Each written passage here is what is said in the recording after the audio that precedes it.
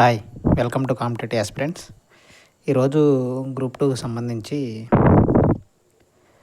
ఏం జరిగింది, ఏంటి, అసలు ఎందుకు గ్రూప్ 2 ఆస్పిరెంట్స్కి ఇలా జరుగుతుంది అనేది మీకు అసలు ఈరోజు ఏం జరిగింది, నెక్స్ట్ ఏం జరుగుతుంది, అసలు గ్రూప్ 2 ప్రిపేర్ అవటమే మనం చేసిన పెద్ద తప్ప అనేది మీకు క్లియర్ కట్గా వివరిస్తానండి. ఈరోజు ఏం జరిగిందో మీకు చెప్తాను.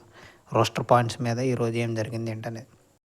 ముందుగా మన ఛానల్ని చూసే ప్రతి ఒక్కరూ సబ్స్క్రైబ్ చేసుకోండి.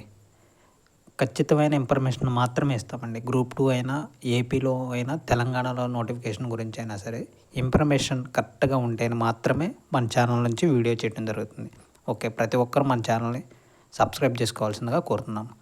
ఓకే, ఈరోజు గ్రూప్ 2కి సంబంధించి వాదనలు అయితే ఏం జరగలేదండి. ఎందుకు జరగలేదంటే ఐటెం నెంబర్స్ ఎక్కువ ఉండటం వల్ల ఈరోజు వాదనలు జరగలేదు.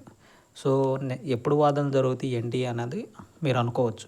కాబట్టి 2-3 డేస్లో ఎప్పుడైనా సరే వాదనలు జరిగే ఛాన్సెస్ ఎక్కువ ఉంటాయి. లంచ్ మోషన్లో జరగవచ్చు అని అనుకున్నాం, కానీ జరగలేదు ఎక్కువ ఐటమ్స్ ఉండటం వల్ల. సో 2-3 డేస్లో ఎప్పుడైనా హీరింగ్ జరగవచ్చు. ఎప్పుడు జరుగుతుంది ఏంటనేది మీకు ముందుగానే అప్డేట్ ఇస్తానండి. ఏదో ఒక రోజు వాదనలు అయితే జరుగుతాయి. అభ్యర్థులు కోరుకున్నట్టు అంటే పిటిషనర్స్ తరపున ఉన్న అడ్వకేట్స్ మాత్రమే వాదనలు జరుగుతాయండి. ఇంకా గవర్నమెంట్ ఎటువంటి ఇన్వాల్వ్ కాలంటే గవర్నమెంట్ తరపున ఉన్న వాళ్ళు ఇంకా ఇన్వాల్వ్ కాలేదు. మన తరపున మాత్రమే వాదనలు జరుగుతాయండి. గ్రూప్ 2 రోస్టర్ పాయింట్స్ మీద ఇప్పటికి 11 కేసెస్ ఫైల్ అయినాయండి.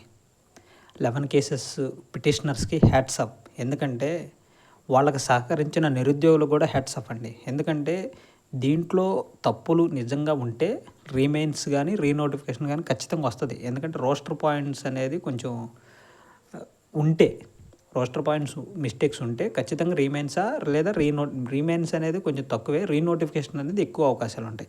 సో మనం అవి ప్రూవ్ చేయగలిగితే ఖచ్చితంగా రీనోటిఫికేషన్ అయితే వస్తుందండి. ప్రతి ఒక్కరూ గమనించండి. సో నెక్స్ట్ హియరింగ్ ఎప్పుడు ఉంటుంది ఏంటనేది మీకు వివరిస్తానండి. ఖచ్చితంగా రీనోటిఫికేషన్ రావాలని నేను మనస్ఫూర్తిగా కోరుకుంటున్నానండి. ఎందుకంటే ఇప్పుడు సిపిటీకి క్వాలిఫై అయిన వాడికి సుఖం లేదు, క్వాలిఫై కానోడికి సుఖం లేదు. సో అనేక క్వాలిఫై అయిన వాళ్ళు కూడా మన నిరుద్యోగులే, క్వాలిఫై కాని వాళ్ళు కూడా నిరుద్యోగులే. సో అందరికీ మంచి జరగాలి. నాకు తెలిసి నేనైతే మిస్టేక్స్ ఉంటే రీనోటిఫికేషన్ కోసమే నేను మద్దతు ఇస్తానండి. అదండి, ప్రతి ఒక్కరు ఎప్పుడు ఏంటనేది మీకు నెక్స్ట్ హియరింగ్ ఎప్పుడు ఉంటుంది ఏంటనేది చెప్తాను. ప్రతి ఒక్కరు మన ఛానల్ సబ్స్క్రైబ్ చేసుకోవాల్సిందిగా కోరుతున్నాను. ఈరోజు అయితే వాదనలు ఏం జరగలేదండి గ్రూప్ 2 మీద. అందరూ గమనించండి. Thank you.